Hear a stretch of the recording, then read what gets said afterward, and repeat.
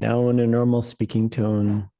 In everything I do, my enthusiasm soars to embrace infinity. And now in a whisper, but with lots of energy, in everything I do, my enthusiasm soars to embrace infinity.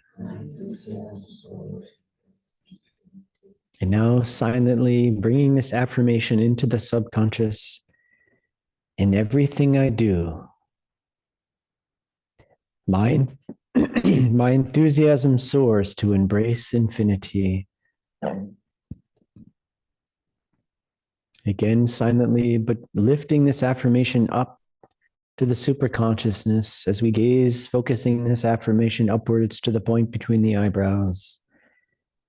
In everything I do, my enthusiasm soars to embrace infinity. In everything I do, my enthusiasm soars to embrace infinity. And now silently pray, oh, perfect bliss, guide me, that I express thee through my every feeling. May my enthusiasm be a channel for thy joy.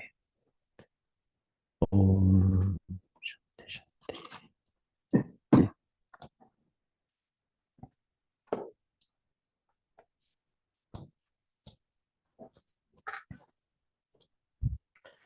Well, good morning, great souls. Happy blessed Easter to you all. It's a joy to be with you all. My name is Jitendra, and with me is Nayaswami Sagar, and we are from Northern California, where we live at Ananda Village.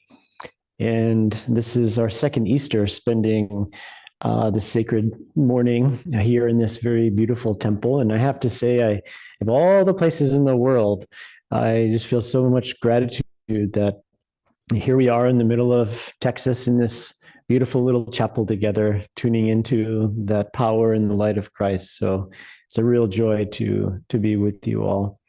I wanted to read from Ways of the One Light. This is commentaries from the Bhagavad Gita in the Bible, written by Swami Kriyananda and drawn from teachings of Paramahansa Yogananda. So this week, Easter, resurrection for every soul. Truth is one in eternal. Realize oneness with it in your deathless self within. The following commentary is based on the teachings of Paramahansa Yogananda. In the Gospel of St. John, chapter 20, we read the inspiring account of Jesus' resurrection. The first day of the week cometh Mary Magdalene early, when it was yet dark, unto the sepulchre, and seeth the stone taken away from the sepulchre. Then she runneth and cometh to Simon Peter, and to the other disciple whom Jesus loved, and saith unto them, They have taken away the Lord.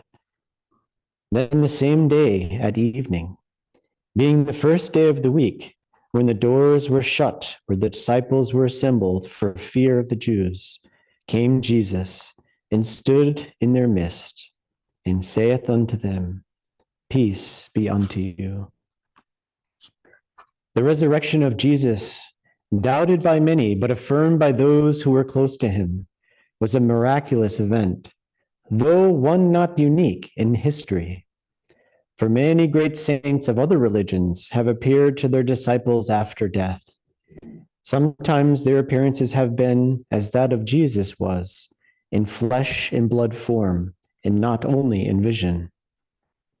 Paramahansa Yogananda relates in Autobiography of a Yogi the account of his guru, Sri Yukteswar's resurrection after his earthly passing. Miracles of this type are revealed only rarely to the masses, but accounts of them, related by men and women of reputed truthfulness, have inspired many devotees with faith in the reality of subtler than material states of existence. Resurrection, Yogananda explained, means transformation, ultimately from any lower state of being to a higher one.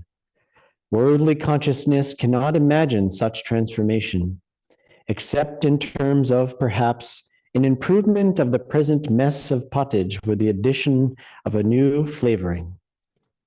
Divine consciousness, however, is capable of taking the base metal of worldliness and transforming it into the spiritual gold of divine wisdom and love. In keeping with this truth, the Bhagavad Gita in the 9th chapter tells us, he who into this ill world are come, fleeting and false, set your faith fast on me. Fix heart and thought on me. Adore me. Bring offerings to me. Make me prostrations. Make me your supremest joy. And undivided, unto my rest your spirit shall be guided. Thus, through Holy Scripture, God has spoken to mankind. Oh, oh, oh.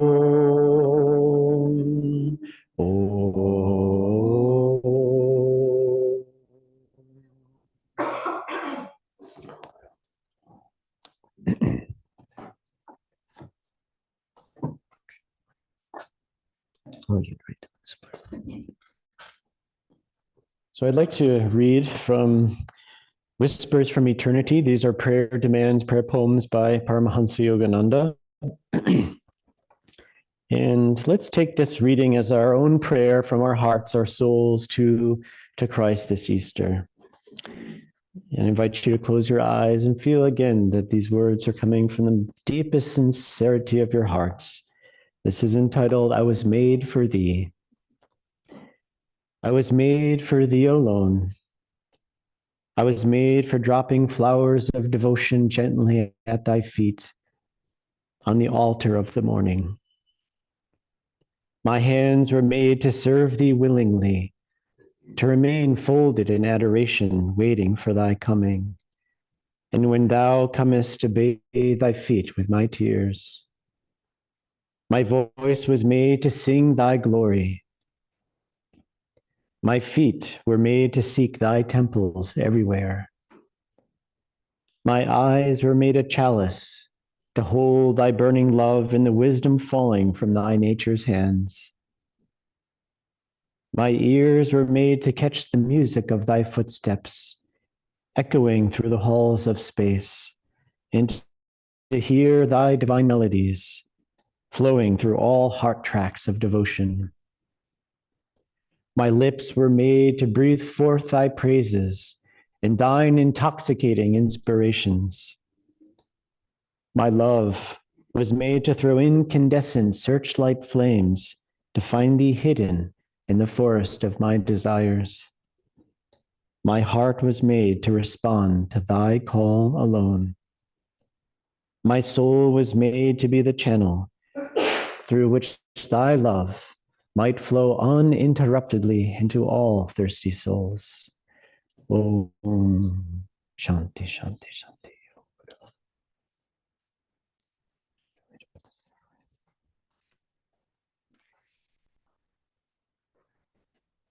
Let me say hello to all of you, and many of you have been with us for the last few days as we've celebrated Easter together. And that's the best way to celebrate Easter, which is to take more than just one morning out, just because it's such a deep, even Jesus himself, I suspect he could have resurrected himself 5 minutes after his crucifixion. But one of the reasons maybe he waited a few days was to make this an entire period where we could go deep, from Friday to Sunday. And I'm not saying that's the reason, but we can use it in that way, not just thinking of Easter as something that's celebrated for just an hour or half an hour. Though, of course, if that's all we can do, then that's all we can do. But if we can use a few days, we can progressively dive deeper, and we can crucify our littlenesses by spending time diving deeper and feel a deeper resurrection by the time Sunday comes. I am Indian, so I stay away from having opinions about US politics. And I want to make that disclaimer. But you can't not read the newspapers. And as Yogananda used to say, everything can be made an opportunity to remember the divine, and there's one word that's often I wanted to talk just a little bit about, that's similar to resurrection, which has been in the news quite a bit. And I don't know if some of you can guess it. Insurrection. Because there's been a lot of conversation about the insurrection clause from the 14th Amendment, which I'm not going to go into. I said I won't go into politics. But resurrection implies that there was an insurrection beforehand, because if everything was in order, what's there to resurrect? And which is actually true. The scriptures talk not just about resurrection, but also of that original insurrection from which we need to resurrect ourselves. And that's why the Christian Bible starts with Genesis, where it says, the first line almost says, we were made in the image of God. That was the true way of governance, that we were in harmony with divine law. That's how we were made. We were not made in sin. And then things happened, let's put it that way. That's the story, very allegorically put in the story of Adam and Eve and the Garden of Eden and the serpent, none of which is what we think it to be. It's just the descent of consciousness into matter consciousness and the forgetting of our divine nature. That's what the story of Genesis is about. And there, that represents our material nature, which we were supposed to be in charge of. Remember that line in the Bible where God said, go and till the land, or something like that, and be a master of all that is to be produced. And those were our sensations. It's not necessarily things out there in the world so much, but the thoughts, the creative processes, we were supposed to be in charge of those and live in this world, bringing forth a world of peace and harmony. But somehow we slipped, and a serpent enters into the picture, an apple enters into the picture, and all of that is allegory. But the important point there is, it's not just we of our own volition that slipped. This world was confusing, and it was made in a way that sort of pulled us to slip.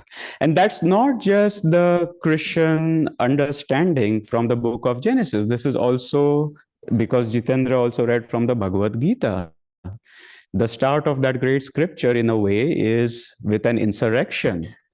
And an insurrection in which the true side, which was supposed to govern, was willingly tricked. Well, was it willing or was it tricked? How can you be willingly tricked? You are either tricked or you do something willingly. No, the science of yoga is not either or. You willingly get tricked. And that's the game of dice in there, where who casts the dice, who plays the dice. You're not forced to play the dice in the Bhagavad Gita, but you keep sitting and doing one more thing and one more thing. But there is trickery involved. It's not a fair game. And the sum total of it is you lose your kingdom. In the book of Genesis, it's the same. We have our lower nature tempting us, represented as the serpent, because there is a pull that pulls us down, just as there is a pull which is not generated by us. It's just the nature of creation that pulls us down or lifts us up. And we knowingly or unknowingly cooperate with one of these. And without our cooperation, it can't work. But our habit tendencies, all those things that sort of gather together, make us lean and act in one way. So anyway, that is the insurrection, so to speak, from which we are trying to resurrect our soul natures. And this is where, Jesus's life was the life of so many miracles. And I've always wondered, what's the greatest miracle of Jesus's? And there's many ways to see it. One is his own resurrection. Well, but he was already free. He was already one with the infinite. So why is that such a big thing? If you're one with the maker, resurrection is a natural consequence. You have complete command of your own nature. So I, at least, am not very, very surprised that Jesus could do that. So that to me is not necessarily the highest miracle. It's a great miracle. I can't do it, but he could, and it's very easy for him to do it. Well, the second miracle we can talk about, which my own guru Yogananda said was his greatest miracle, but I'm going to suggest a third miracle as his greatest miracle, and we'll see just for fun. But which he said was when Jesus said, "Father, forgive them, for they know not what they do." He forgave his assailant, so to speak, one with the infinite. Why is that a miracle? The nature of somebody who's one with the Lord is you are perfect and you have complete command over your ability to forgive others. And so, in a way, that's what you would expect from somebody who was a true Christ. And if he did that, that wouldn't be considered, so to speak, a miracle. So, what is the miracle I at least am thinking about? It's his ability to make his disciples into Christ. It wasn't his ability to resurrect himself. He was already resurrected in the Lord. But he brought his disciples up to that stature where they could resurrect themselves. They started as fishermen, probably illiterate, didn't know how to read, hadn't read any scriptures. All they did was fish. And he said, "Come with me, and I'll make you fishers of men."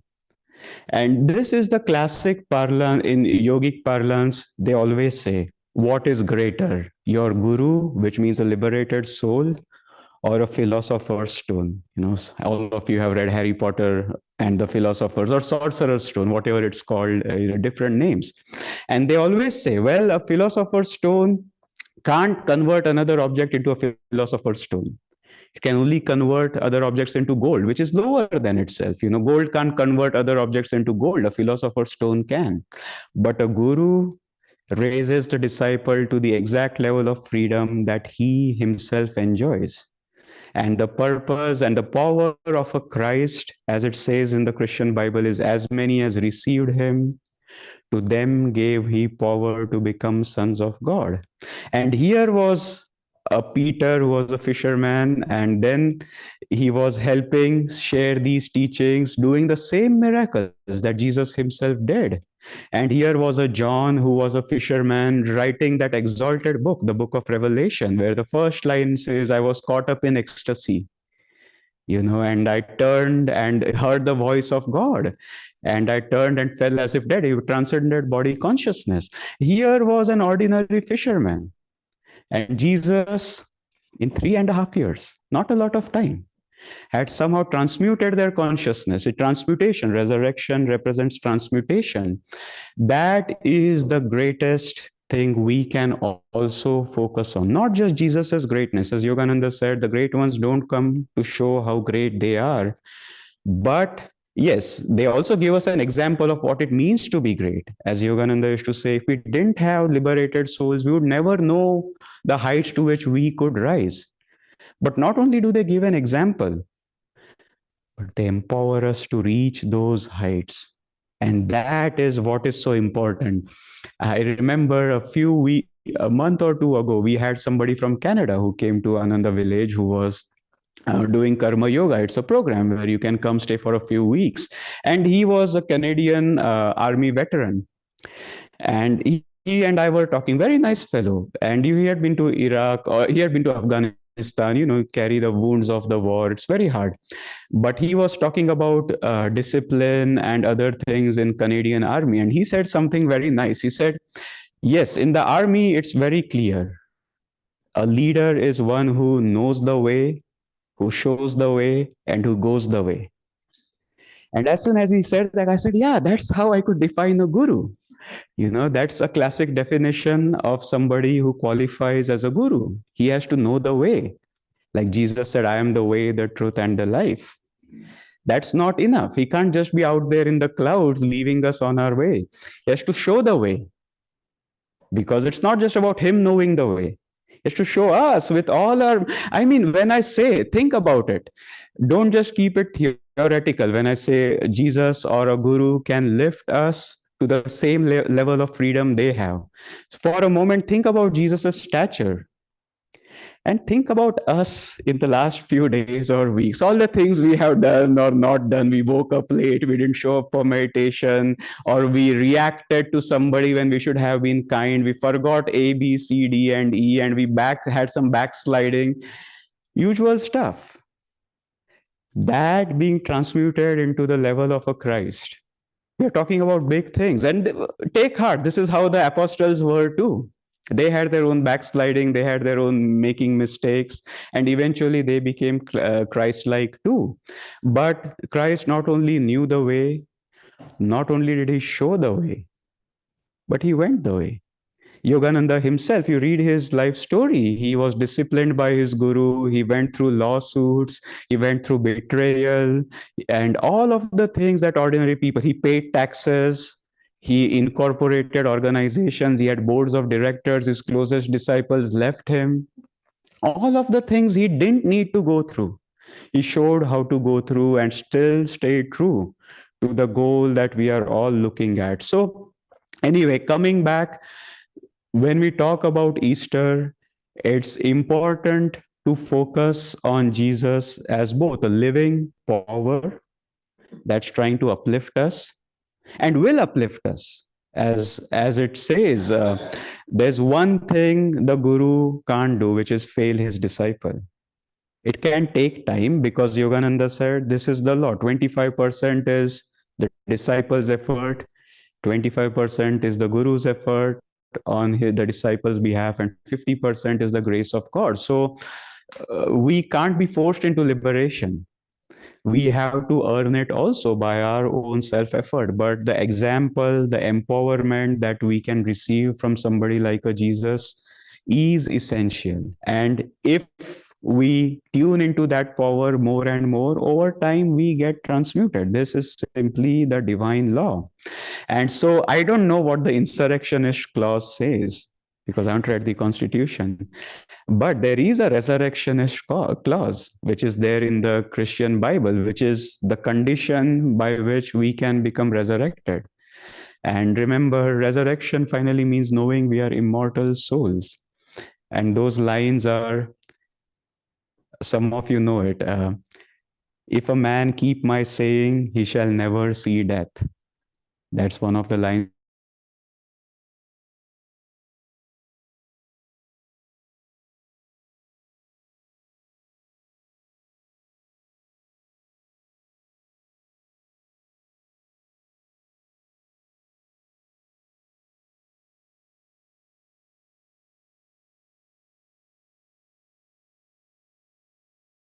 Telling the Jewish people that the manna from heaven is not the one that you think it was, because you have it and then you die.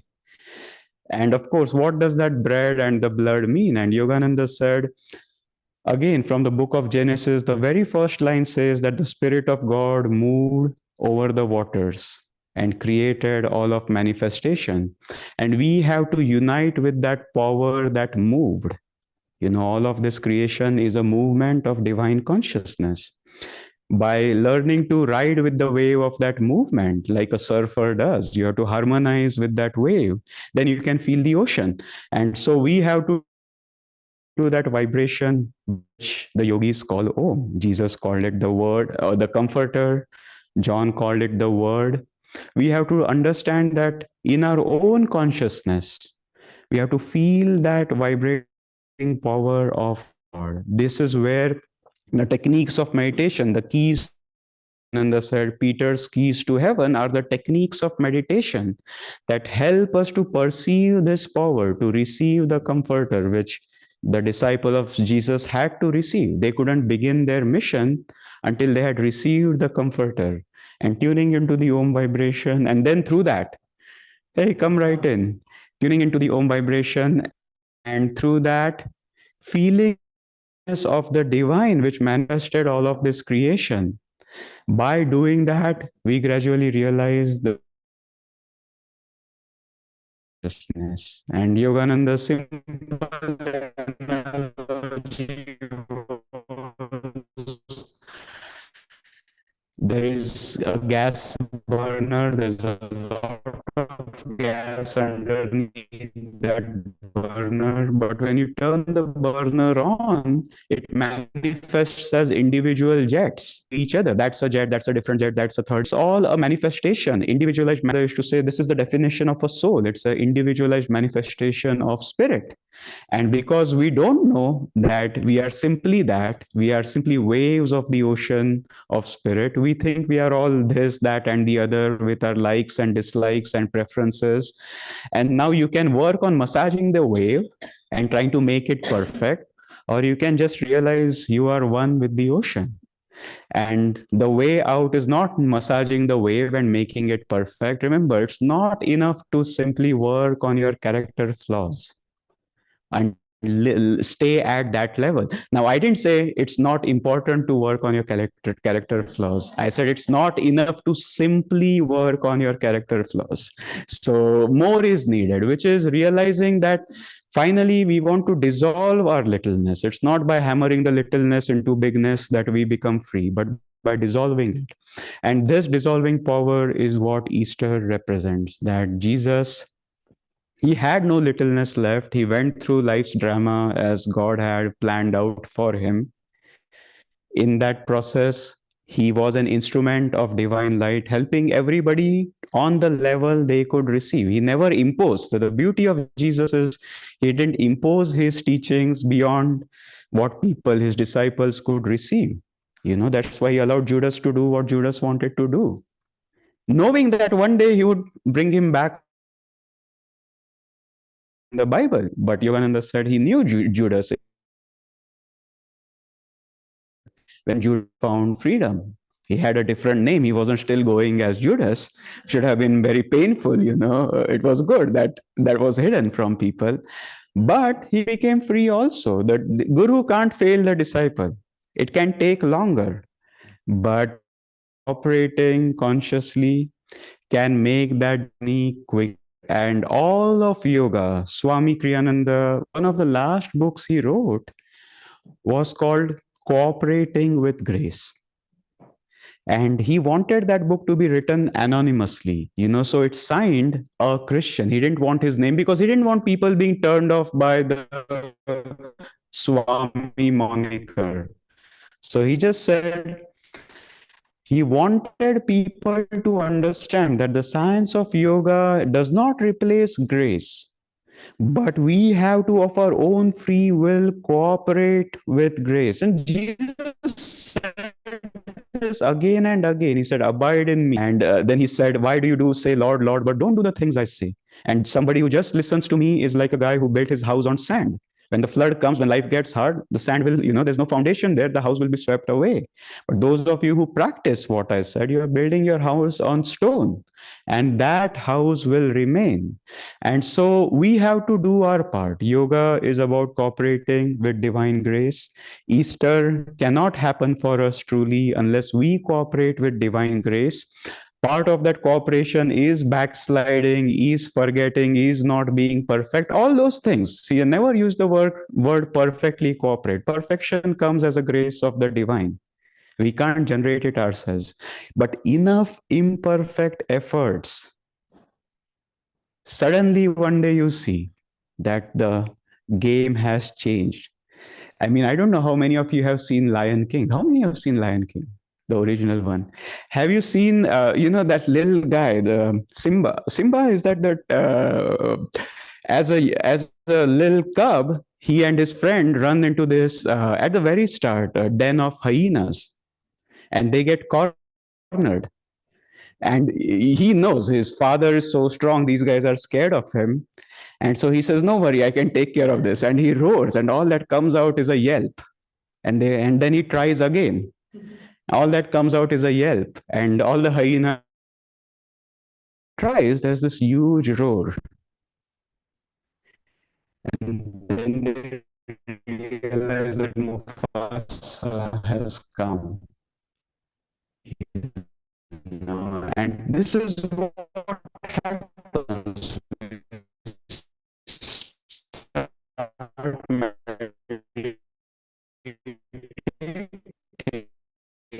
We do our little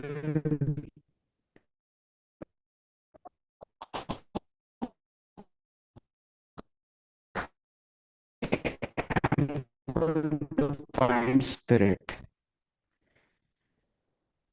Doesn't work. Mind wanders, good. Meditation doesn't go the way like still do it and we still do it. And one day it will happen. Some meditation.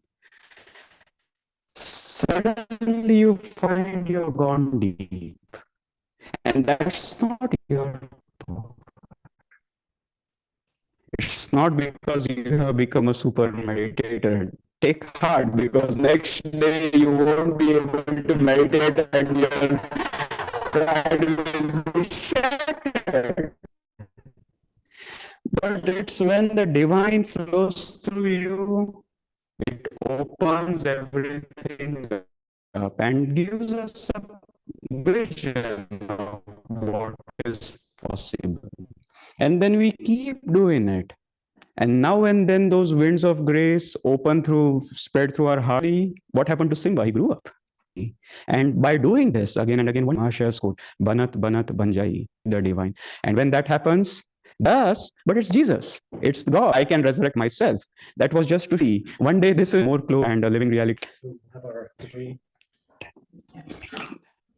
Yes. Once the offertory starts rolling, we can do this. No, this is okay. Take what you have to offer and hold it with your right hand. Please and I would